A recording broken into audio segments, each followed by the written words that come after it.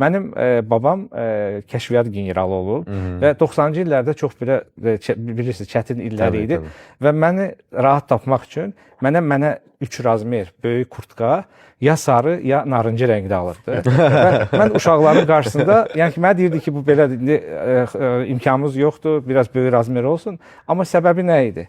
O məni asanlıqla istənilən yerdə tapırdı. Bakı kimi şəhərdə mən hara gedirdim, məni tapa bilirdi. İndi biz əməkdaşlarımızı rahat tək kamera vasitəsilə yox, həm onların kompüterdə görülən işləri, həm onların misal üçün sifariş etdiyi taksi və digər vasitələr izləyə bilirik və yəni ki, onlar bilirlər ki, biz bunu edirik və onların təhlükəsizliyi üçün və tez əlaqə saxlamaq üçün bu bilirsiniz, biz hələ ki o 90-cı illərdə, yəni ki, mənim babam bunu edirdi, digərləri də necəsə tapırdı.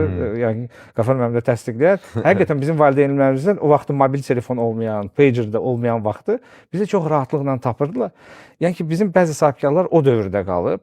Amma mən belə böyük fəxr hiss deyə bilərəm ki, əvvəldə də qeyd elədim, əksər Azərbaycan şirkətləri rəqəmsal transformasiyaya hazırdır və bu istiqamətdə addımlar atmaq istəyirlər.